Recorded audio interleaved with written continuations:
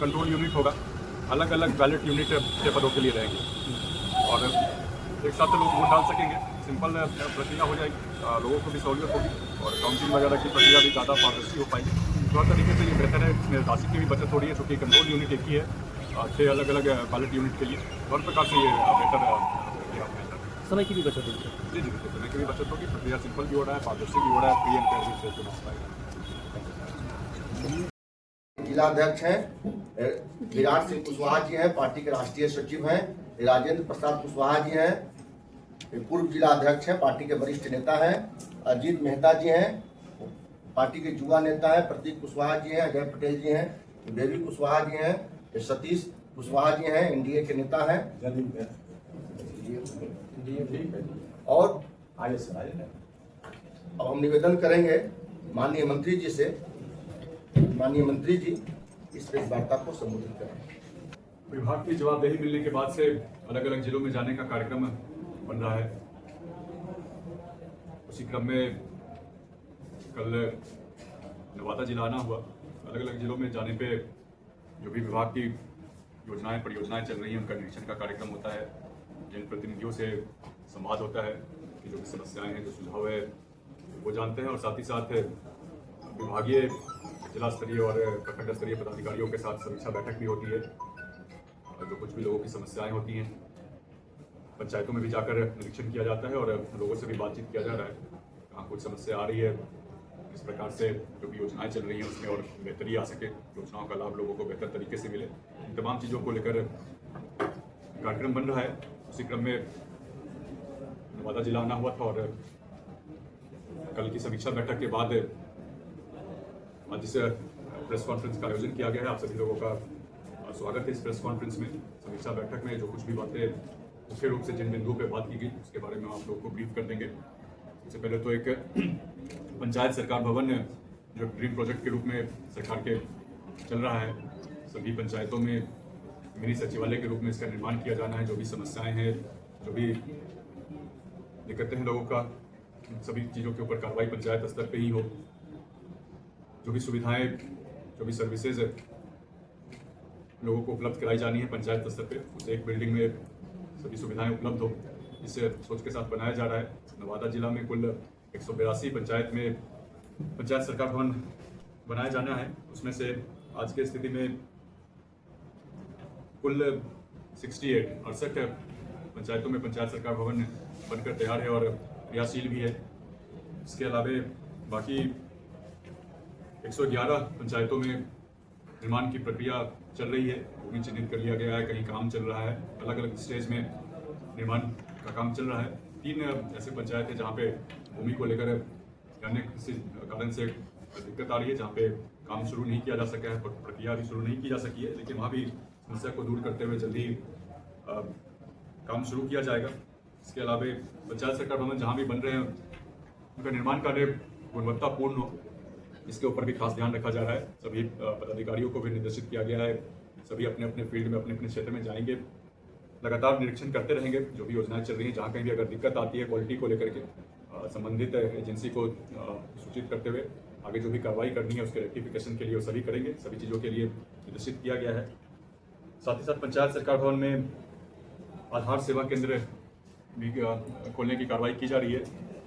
कुल 73 जगहों पे 73 ग्राम पंचायतों में तैयारी की जा रही है। जो भी वहाँ के कार्यपालक सहायक होते हैं उनकी ट्रेनिंग कराते हुए उनका सर्टिफिकेशन कराया जाएगा और फिर पंचायतों में भी आधार केंद्र खोले जाएंगे पंचायत सरकार भवनों में।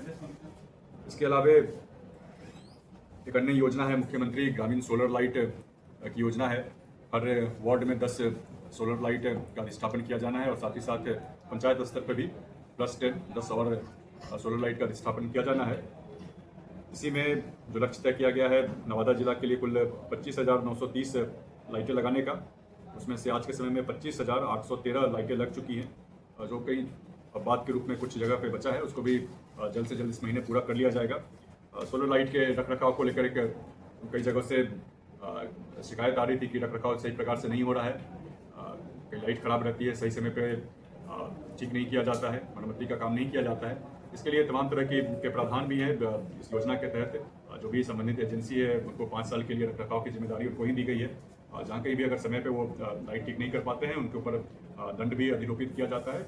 और कल की बैठक में भी सभी लोगों को बोला गया है, सभी पदाधिकारी साइट पे जाकर देखेंगे, स्थल पे जाकर निरीक्षण करेंगे, जहाँ कहीं भी कमी पाई जाएगी उसको ठीक कराएंगे और जो कुछ भी जरूरी कार्रवाई करने की जरूरत होगी संबंधित एजेंसी पे वो भी करने के लिए बोला गया है। साथ ही साथ कन्या विवाह मंडप की योजना भी एक है। सभी पंचायतों में कन्या विवाह मंडप का भवन का निर्माण किया जाना है।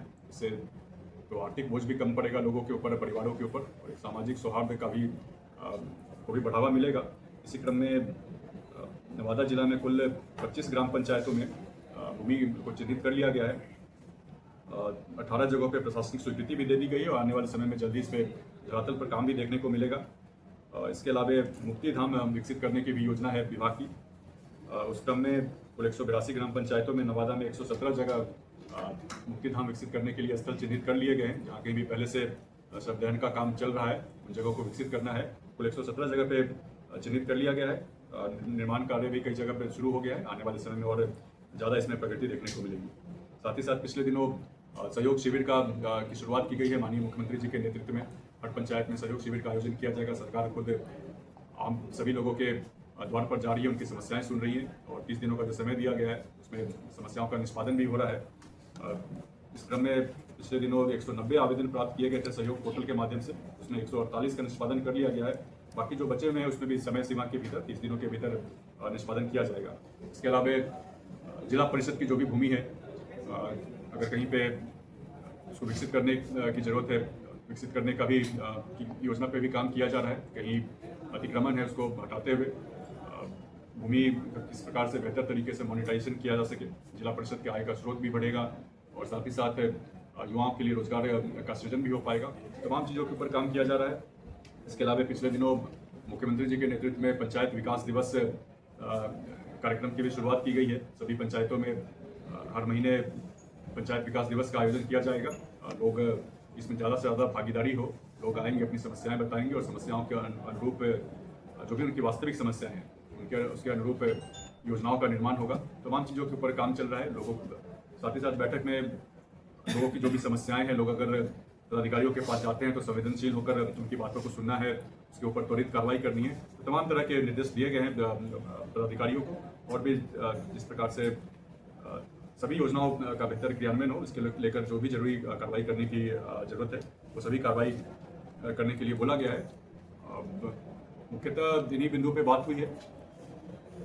ज़्यादा आपका कुछ सवाल है तो पूछ सकते हैं, विभाग से जुड़ा सवाल हो तो। पंचायत में कर्मियों की कमी है सर। एक TRS को 2 से 3 पंचायत दिया गया है। उसमें होता क्या है कि अगर हम जाते हैं अपने काम से तो वहाँ पे नहीं मिलते हैं, फोन पे बात होती है तो अगला पंचायत में है। इसके लिए क्या सरकार की ओर से कदम उठाया जाए? जी, कुछ कमी है। जो भर्ती की प्रक्रिया भी चल रही है, तकनीकी सहायक की भर्ती की प्रक्रिया पंचायती राज विभाग के द्वारा आज के समय में चल रही है। सभी जिलों में, नवादा में भी प्रक्रिया चल रही है।